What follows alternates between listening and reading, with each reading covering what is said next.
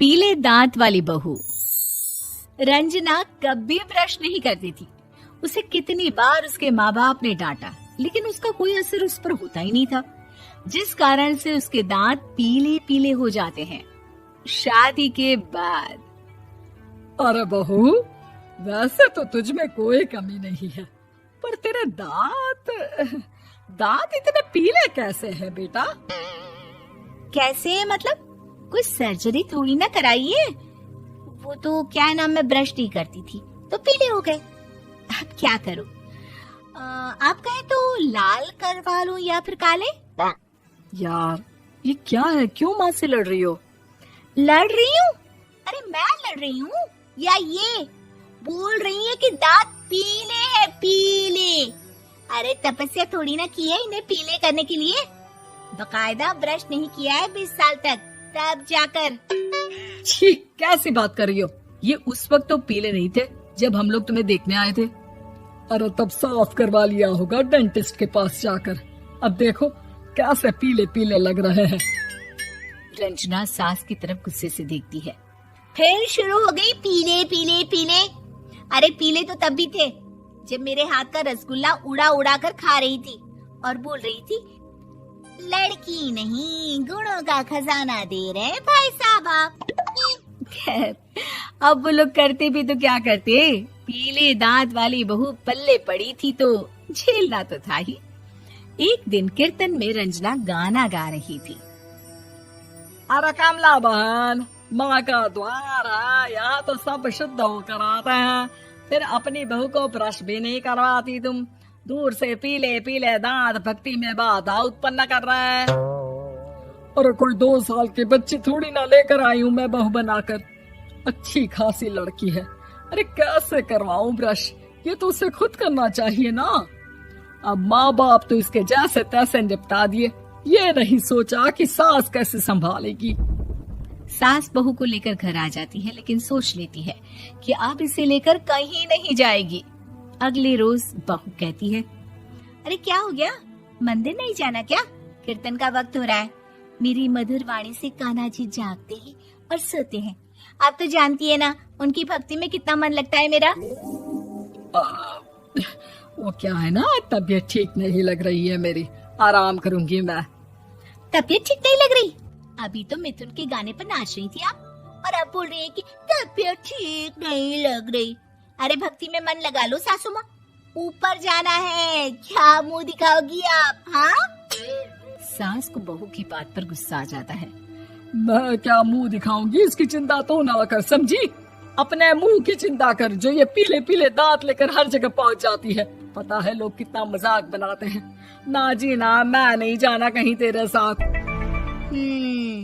तो ये बात है, कोई ना, मत जाओ, मैं अपने कमरे में ही बैठकर भक्ति कर लूंगी। ऊपर वाला दांत थोड़ी ना देखता है, मन देखता है, भावना देखता है। और अरे बस बस, तू सब कुछ दिखा, बस ये सफेद चमकदार दांत ना दिखाना किसी को, है? जा यहाँ से। बहू को सास की बात का कोई फर्क नहीं पड़ता, वो तो जैसी थी वैसी ही रह जाती है।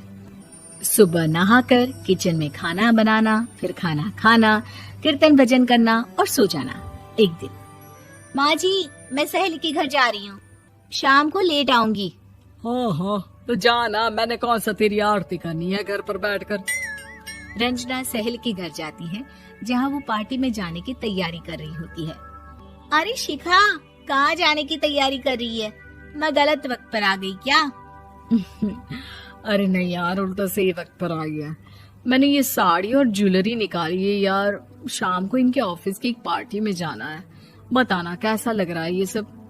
नहीं यार, इस ड्रेस के साथ तो वो वाली ज्वेलरी अच्छी लगेगी। हाँ हाँ सही बोल रही है, मैंने ध्यान ही नहीं दिया। वैसे तो हमेशा से मस्त फैशन सेंस रखती है। तो बड़ा जाती होगी ना पति के साथ पार्टी में। रंजना कुछ नहीं बोलती, बस सोचती है कि यार काश ये बात सही हो जाती, पर मैं क्यों नहीं जाती पार्टी में? क्या इन लोगों की कोई पार्टी होती नहीं होगी? रंजना घर आती है और रात में पति से सवाल करती है, एक बात बताइए, आप मुझे किसी पार्टी में क्यों नहीं ले जाते? क्या आपकी यहाँ ऑफिस में पार्टी नहीं होती? पति बेचारा क्या कहता कि दांत पीले हैं तुम्हारे इसलिए। अरे कोई पार्टी होती नहीं हम लोगों के ऑफिस में, तो कहाँ से लेकर जाऊं? और मार्केट, मॉल, कहीं वीकेंड घूमना, कहीं तो। अरे यार सारे हफ्ते में एक छुट्टी मिलती है, तो सोचता हूँ कि आराम ही कर लूं। क्यों? रंजना मन मार के रह जाती है। पहले कभी सास के साथ मंदिर जाया करती थी, लेकिन वो भी सास ने ले जाना बंद कर दिया। घर बैठी बैठी रंजना बोर हो जाती है। तभी उसे आइडिया आता है और वो मायके जाने का सोचती है। सासू माँ, 2 दिनों के लिए मम्मी के घर जा रही हूँ। अच्छा ठीक है, आराम से जा। और हाँ, माँ से कुछ अच्छी आदत सीख कर आना कि कैसे शरीर के हर भाग की तरह दांतों की सफाई भी जरूरी होती है, समझी? शुरू हो गई ना आप। वो लोग आपकी तरह नहीं है कि छोटी छोटी बात का बतंगड़ बना दे। उन लोगों के लिए मैं मायने रखती हूँ, ना कि मेरे पीले पीले दांत। रंजना माँ को बिना बताए उन लोगों को सरप्राइज देती है, लेकिन जैसे ही वो दरवाजे पर पहुंचती है, अंदर देखती है कि घर वाले कहीं जा रहे होते हैं। अब माँ, काश रंजना दीदी के दांतों वाली प्रॉब्लम नहीं होती, तो वो भी हम लोगों के साथ चलती ना बुआ जी की बेटी की शादी में। हाँ बेटा, लेकिन अब उसे कौन समझाए कि उसको उसके पीले दांत नहीं दिखते, लेकिन उसके आसपास के लोगों को कितना एम्बैरेसिंग फील कराते हैं। मुझे तो कितनी बार उसके स्कूल की टीचर ने शिकायत की कि उसके साथ कोई लड़की बैठना भी नहीं चाहती, और ना ही कॉलेज में कोई उससे बात करना चाहता था। लेकिन पता नहीं क्यों उसे ये बात समझ में ही नहीं आती। कोई कमी नहीं है उस लड़की में, बस यही कि दांत पीले हैं। वो तो भला हो जीजा जी और उनकी माँ का, जो दीदी को जैसी है वैसे ही रखा हुआ है।